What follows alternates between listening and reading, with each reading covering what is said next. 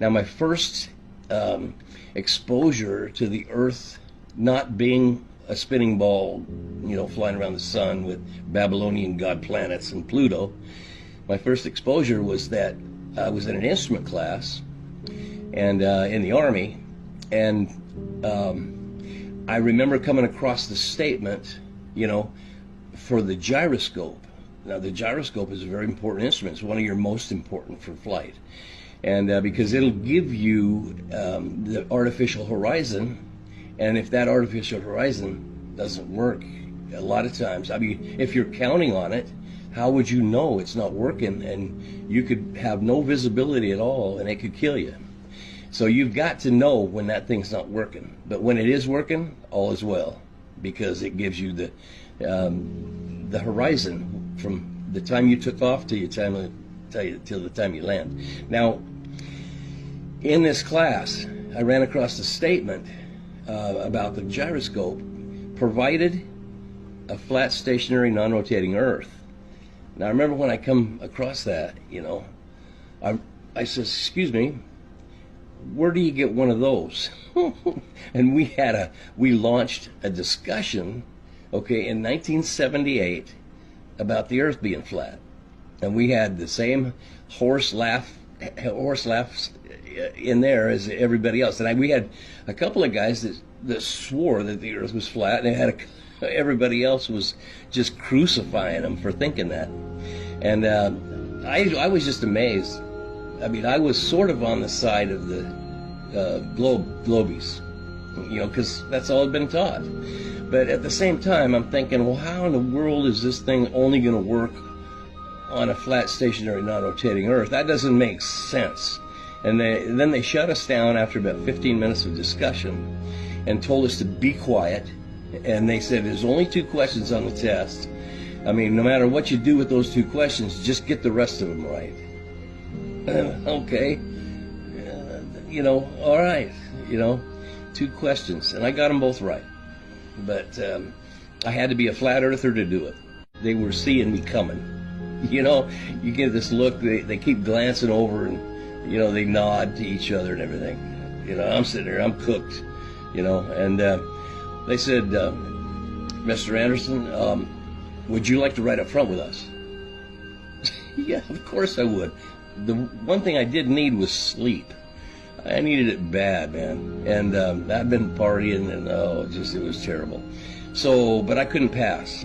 And I sat up on the jump seat between the pilot and co-pilot, a major and a captain, okay, in the Air Force, and we went back to Honolulu. Now, in this flight, this is crazy, because we get through 20,000 feet, and it's 10:30 at night. We get through 20,000 feet, and the sun comes back up. And I'm looking at it thinking, what's with that? So when we get to 41,000 feet, the sun's over there up, and it's blazing. And, so I had a few questions, all right? And these 2 pilots are looking at me like, here it comes. I says, hey, excuse me, this is beautiful, first of all. 41,000 feet, I don't get here very often. Never been back. Okay, but this is great. I mean, you can see the curvature of the Earth. And the major, the pilot, he turned to me and says, where? Show me. And I won't go into too much detail, but he says, look, the sun's not going down. He says, you saw the sun come back up, right? I said, yeah. What's with that? He says, well, it's not going back down all night. You're going to see it off the left side. And it's going to come around off the nose. And by Honolulu tomorrow morning, it's going to be about 2 o'clock off the nose. And it'll be coming up. Really? What about the spin of the Earth? And the captain over there in the co-pilot seat, he looked at me and says, spin? He says, the Earth don't spin. You don't read your Bible? Now, that shut me up big time right there, because I hadn't read the Bible ever, okay? So I didn't know what it said. Don't you read your Bible? Okay, great. You got my work cut out for me. So we get to Honolulu, and, the only thing that spun on me when we got to Honolulu was my head, because I saw the sun all night. It didn't go down. The Earth ain't spinning, and there's no curve. So I get out of the plane, and he says, "Oh, one more thing." He says, if the Earth is supposed to be round, like they say, okay, it's 8 inches per mile squared. That's the math on the curvature. Go find it. Look for it and go find it. The first thing I did was I got up the next day and I went out to the North Shore, and I was looking for Kauai because I'd seen it before.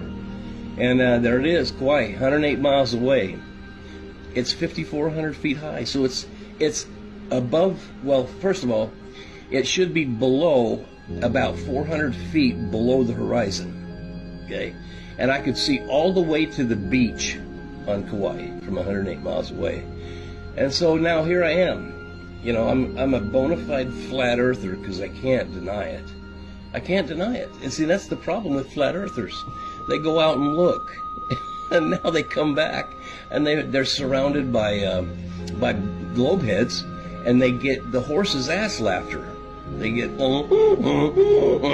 you're a flat earther.